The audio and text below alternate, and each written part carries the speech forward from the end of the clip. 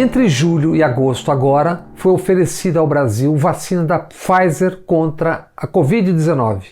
Vacina agora anunciada ao mundo com eficácia de 90%. O governo, então, não mostrou interesse e não respondeu. E nesta segunda-feira, o governo mandou interromper os estudos da vacina Coronavac, na real, por ser chinesa e por ter o Instituto Butantan, que é de São Paulo, como parceiro. O governo Dória estaria comprando 120 mil doses desta vacina. Bolsonaro parece estar escolhendo o adversário para enfrentar em 2022. Sabe que, à parte o verniz ou o botox, como preferem alguns, João Dória corre na mesma faixa que ele, a extrema-direita. A sôfrega ida ao Rio de Janeiro às vésperas da eleição de 2018, as súplicas pelo voto Bolso-Dória mostram a dimensão da complacência ideológica de Dória, assim como sua gestão e o discurso durante sua rápida passagem pela Prefeitura de São Paulo. O Brasil, por conta e por causa de Bolsonaro, caminha para 170 mil mortos pela Covid-19. Com mais de 5 milhões de contaminados. Os Estados Unidos, por conta e por causa de Donald Trump, tem mais de 10 milhões de contaminados e ruma para 250 mil mortos. Trump foi derrotado nas urnas, segue esperneando sem aceitar a vitória de Joe Biden e sem admitir sua derrota. Recusa-se a entregar a Biden as informações, os dados que aceleram a transição do governo. Discursa e age como o Trump dos trópicos. Assim, Bolsonaro vem sendo chamado mundo afora. O original e a cópia, candidatos a tiranetes de opereta. Se permitirem, eles seguirão em frente. Como já vimos, não faltam milhões de ressentidos para segui-los. Donald Trump tem empréstimos bancários de mais de 300 milhões de dólares. Tem dívidas de 900 milhões de dólares no setor imobiliário para vencer nos próximos 4 anos. E uma penca de processos judiciais para responder. O presidente dos Estados Unidos já foi acusado de assédio sexual por 26 mulheres. E responde a mais de uma dúzia de processos por variadíssimos motivos. Vale lembrar, Bolsonaro provoca manchetes, tais como a guerra às vacinas, exatamente quando seu filho, o senador Flávio 01, está frequentando as páginas policiais. Flávio, há dias, foi denunciado pelo Ministério Público, juntamente com Queiroz e mais 15, citado por vários crimes de dinheiro em parceria também com o falecido capitão Adriano, miliciano morto em fevereiro e tido como um dos chefes do tal Escritório do Crime, uma organização de pistoleiros, de matadores de aluguel. E tem mais, segundo mostra agora o mesmo Ministério Público. Outro crime, este eleitoral, entre 3 de setembro e 8 de outubro de 2018. Queiroz, o faz-tudo dos Bolsonaro, é acusado de pagar R$12 mil para cabos eleitorais de Flávio 01 Bolsonaro. Queiroz sacou R$ 63.800 neste período eleitoral. Saques sempre em dinheiro, inferiores a R$ 5 mil. Caixa 2. E foi ao chefe dessas figuras que Moro, o super-herói da Lava Jato, foi servir como ministro da Justiça no governo, até ser engolido pelo que ajudou a criar. Moro agora movimenta-se como pré-candidato à presidência da República. Conversou com Luciano Huck a respeito dos seus desejos. Claro, conversa no Paraná. Moro se diz de centro. Tal candidatura, dizendo-se de centro, é direito de ambos.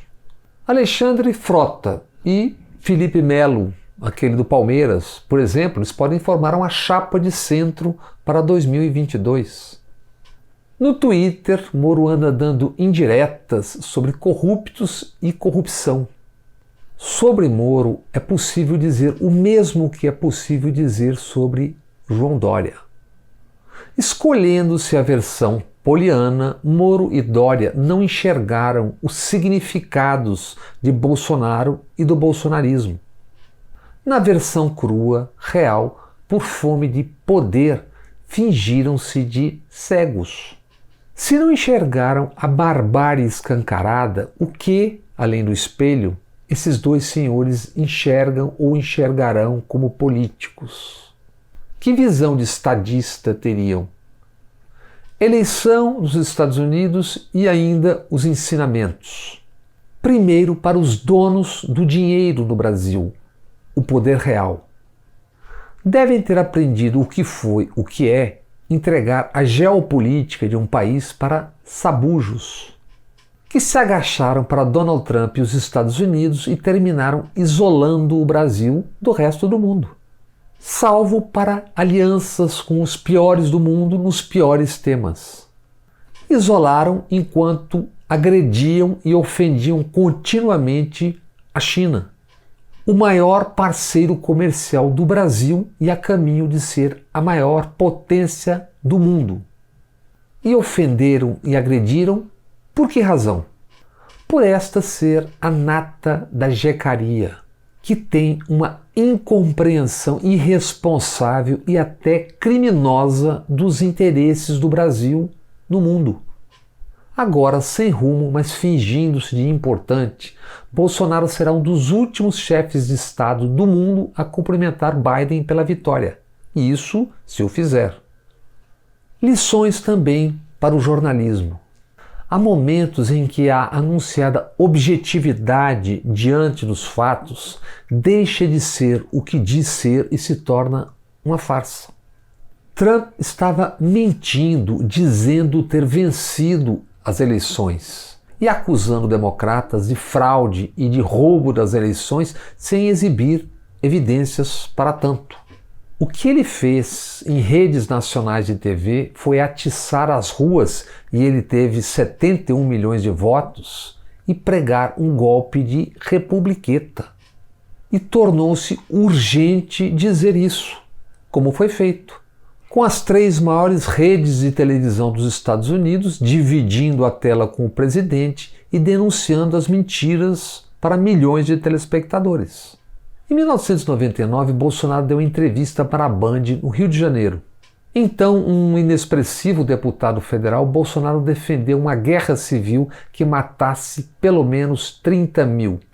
Disse que se viesse a ser presidente, daria um golpe no dia seguinte e fecharia o Congresso. E disse, como continuaria a dizer depois, ser a favor da tortura. Por que essa entrevista jamais foi exibida e debatida à exaustão quando Bolsonaro já era uma figura nacional? Outro exemplo, a grotesca noitada do impeachment de Dilma na Câmara dos Deputados, com pelotões de notórios corruptos atacando, vejam só, a corrupção. Por que a cada voto não se foi dando a folha corrida de tantos deles e delas? Tantos e tantas e os seus e suas já processados ou mesmo presos, antes e depois. Por que, quando ao votar no impeachment, Bolsonaro citou o asqueroso torturador Brilhante Ustra, isso não foi dito nas transmissões com todas as letras? Naqueles meses, Gedel, Romero Jucá, Moreira Franco, Temer, Eduardo Cunha e tantos mais pontificavam sobre corrupção. Inclusive durante a longa transição dos governos de Dilma, já suspensa, e Temer, microfones abertos dia e noite. Por que a cada pregação sobre corrupção não se perguntava a cada um deles o já sabido sobre a capivara de cada um? Por que o Fantástico cita Dilma ao apontar erros na condução da política econômica, mas não cita e esconde a mesma Dilma, Lula e o PT? exatamente os responsáveis pela ascensão social de milhões no mesmo período citado pelo Fantástico. Como é possível, na cara dura, fazer de conta que fatos não existiram, sendo tão conhecidos, goste-se ou não dos cancelados? Sabem por que isso se tornou possível? Porque, em especial, nas últimas 2 décadas, vimos e vivemos um massacre midiático.